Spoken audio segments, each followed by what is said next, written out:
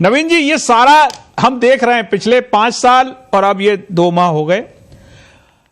इसको आप कैसे देखेंगे? क्योंकि आप लेखक भी हैं, राजनीतिक विश्लेषक भी हैं, राजनीति एक तरफ, लेकिन भर्ती परीक्षाओं में पेपर लीक हो रहे थे और अब तो ये मामला तब खुला है जब वो थानेदार फील्ड में आने ही वाले थे ट्रेनिंग लेके। उसके पहले तो कोई चू भी नहीं कर रहा था इस मामले में।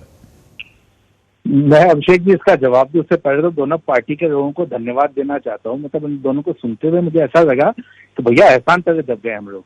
भीमराज जी कह रहे हमने एफआईआर कर दिया। अरे काम था भैया आपका एफआईआर करना, एहसान कर रहे हो क्या आप? चेतन जी कह रहे मोदी जी ने कानून बनाया। रहे भैया ये भी आप ही का काम था, एहसान नहीं कर रहे हैं आप दोनों पार्टी वाले। ये सुनिए सबसे पहले तो ये एहसान नहीं हो रहा है हम लोगों के ऊपर, ये आपका काम था। और काम को जब आप इतने खुशी से बता रहे 2005 से चल रहा था, बीच में सरकार तो दोनों पार्टियों की थी। 18 साल में आप लोगों को होश नहीं आया इस चीज का। जब लड़कों ने सुसाइड करने शुरू कर दिया, जब पानी सर के ऊपर से गुजरा है, तब इन दोनों पार्टियों को ये होश आता है कि हमें एफआईआर करनी चाहिए। और उसके बाद आपके ऊपर ये एहसान भी आप जता रहे हैं कि हम पे एहसान किया गया है। आप लड़कों के बीच में जाके, अगर दोनों पार्टी के लोगों की हिम्मत है ना, मैं आपको कह रहा हूँ कि आप लड़कों के बीच में ये बात करके देखिए।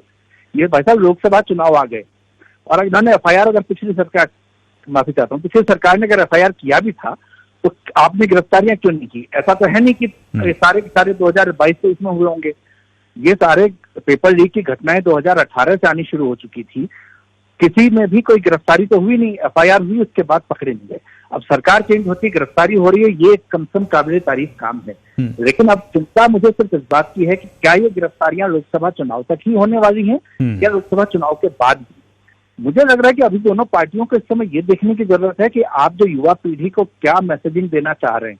इस देश को आप आगे लेके जाना चाह रहे हैं, आपका विजन है कि देश आगे बढ़े, लेकिन पुलिस जैसी परीक्षा जिसका काम कानून व्यवस्था बनाए रखना है, वहां पर थानेदार 50-50 लाख रुपए रिश्वत देकर पेपर खरीद कर जब चुना जा रहा है, वो किस तरह की लॉ एंड ऑर्डर की व्यवस्था यहाँ पर रखेगा? जी नवीन जी एक सवाल है।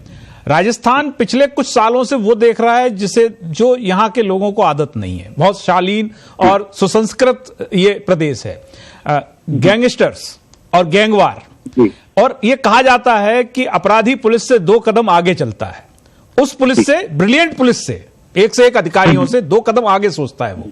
ये ऐसे बौड़म लोग यदि चुने जाएंगे जिन्हें कक्षा 5 के सामान्य ज्ञान का भी जवाब नहीं सूझ रहा है, तो आने वाले दिनों में हमारी सोसाइटी कैसे सुरक्षित रहेगी भाई? इसकी बड़ा कठिन समय है, ये कठिन समय, क्योंकि भीमराज जी ने इसका जवाब दिया कि 2005 से चल रहा है। तो आप ये सोचिए कि 2005-6 में जो चुना गया होगा, 8 में चुना हो गया, 10 में चुना गया होगा, वो लोग हमारे सिस्टम में कितने गहरे हो चुके हैं। वो ऊपर के पदों पे आ गए हैं, उनके पास योग्यता नहीं बची है। उनको तो पेपर मिला, आंसर देने से आंसर दिए, वो सेलेक्ट हो गए। और इन सबके ऊपर राजनीतिक संरक्षण भी है। ये काम बिना राजनीतिक संरक्षण के 18 साल तक नहीं हो सकता। अक्षय जी, आप और मैं आज अगर अपने घर का सिर्फ खुर्रा बढ़ा लेना, कल रेडियो आ जाएगा और हमारे घर का खुर्रा तोड़ के चला जाएगा।